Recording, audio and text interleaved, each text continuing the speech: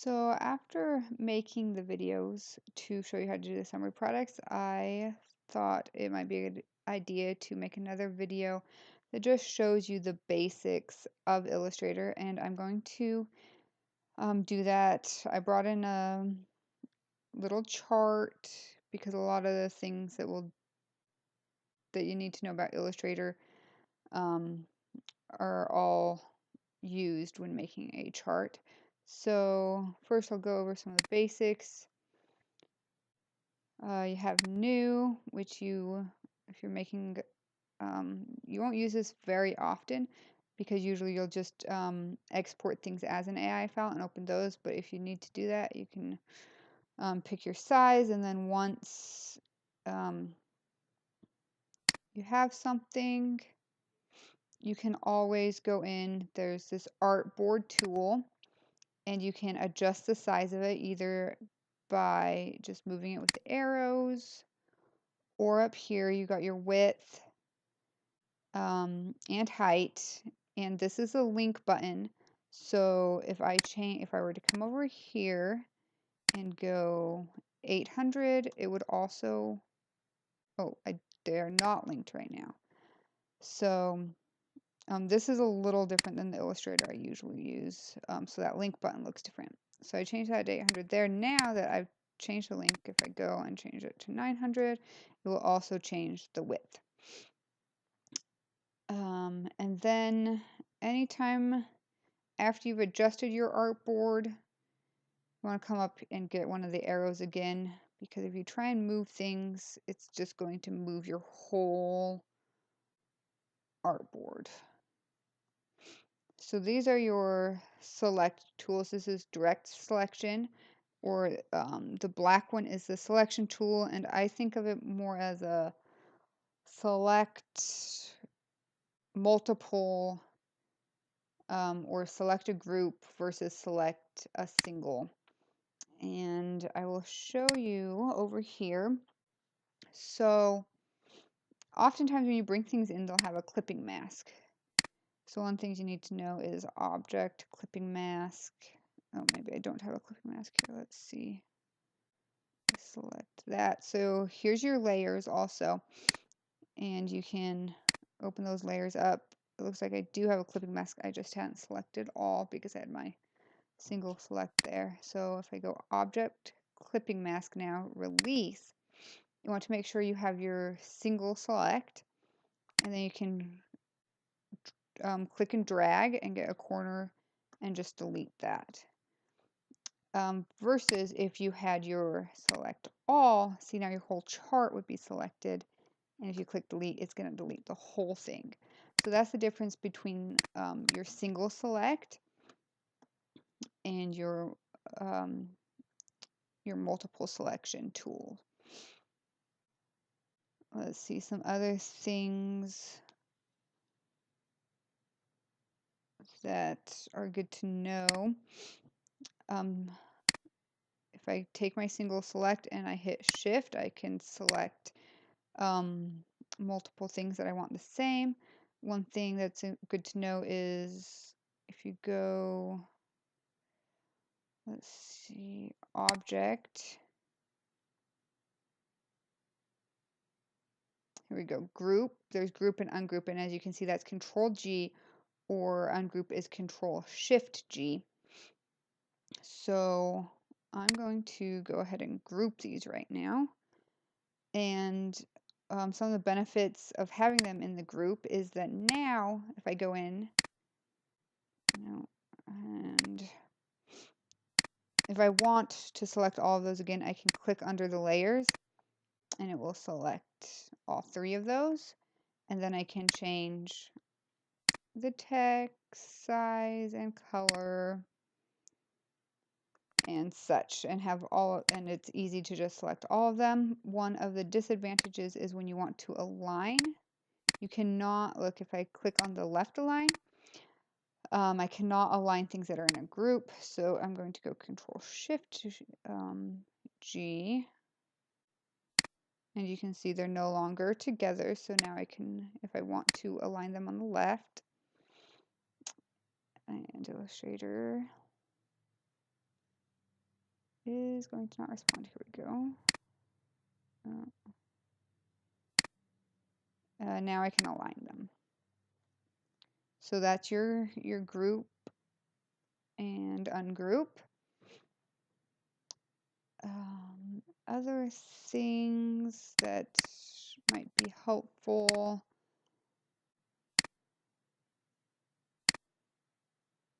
These are also clipping masks, but they're easiest to just go in. I guess I probably could go in and that would delete all of them at once. You just have to be careful not to select these bars there. And this is your eyedrop tool. So it will change the color to whatever you click on. And it will also change your text. So if we come over here, get all of these selected. And again, I hit shift. I think I maybe said control earlier, but you want to hit shift. Control does other things. And now control G, they're grouped. Now, and then I can grab my eyedropper. It will also change your text to the same font, size, and color if you use the eyedropper.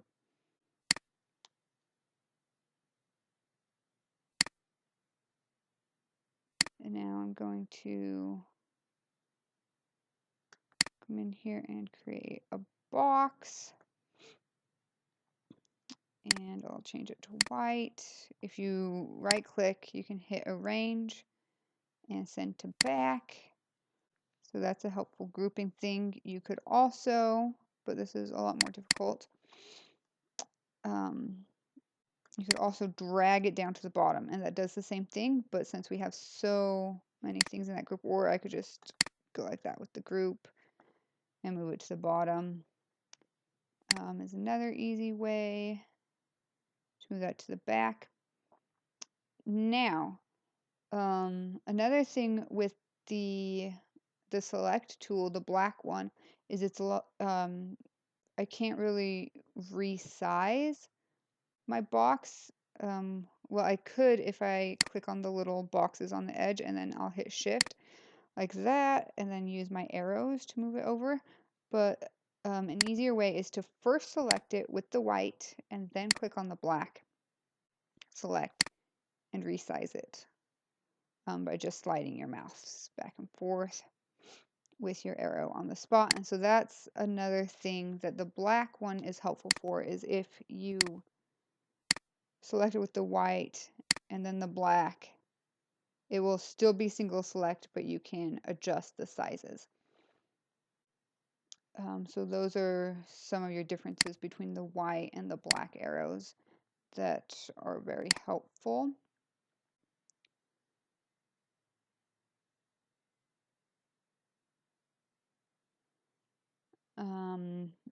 Another thing with making either a line or a box is if you hit shift and drag, and then we want that to be black, it will make your line straight, or a box, it will make it square. So if I hit shift, it'll keep it completely square. And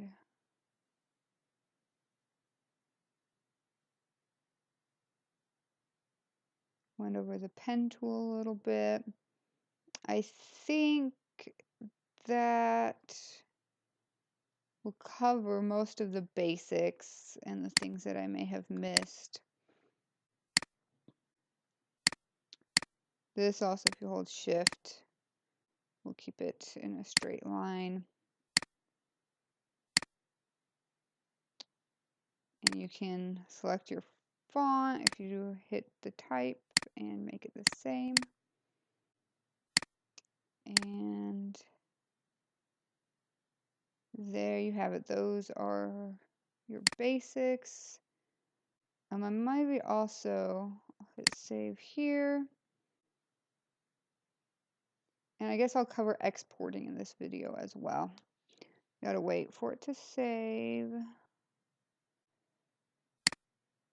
And this I opened straight from Box, so it's gonna save it there as well. Hit export, save for web.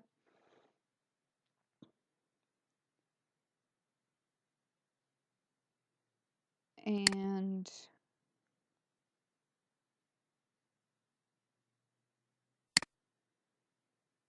we do PNG 24, no transparency.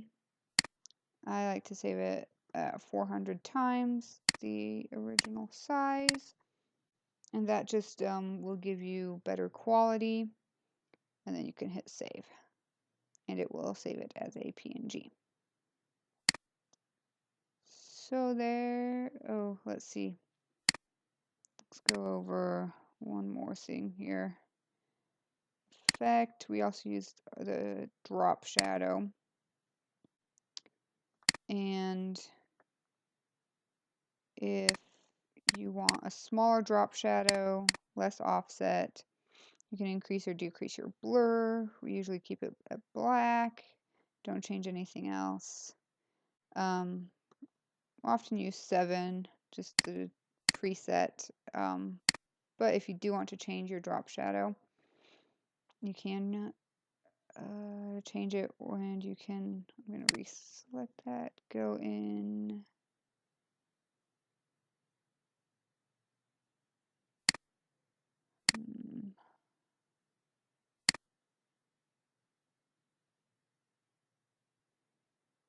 to appearance here. Sorry, I couldn't find my appearance on this one.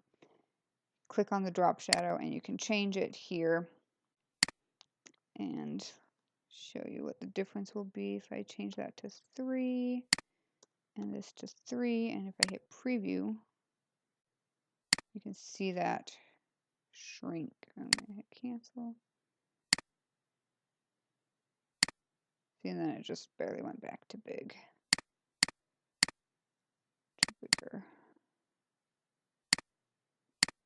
Change that small. It takes a little while.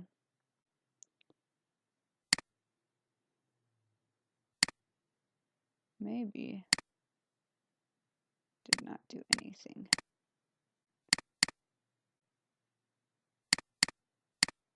So there's how you mess with your drop shadow. There we go. And another thing that can be helpful is your rulers. Show rulers. You can also view show grid, which can help you get things lined up where you want to. If you want to make something exactly the size of a paper, you can change this to inches. Now you can go to your artboard, that will be in inches, so you could change it to 8.5 by 11. And that is most of what we use. Control minus to make it smaller, Control plus to make it bigger, Control 0 to fit your artboard to the page. And that is about everything we use. So that should cover the basics.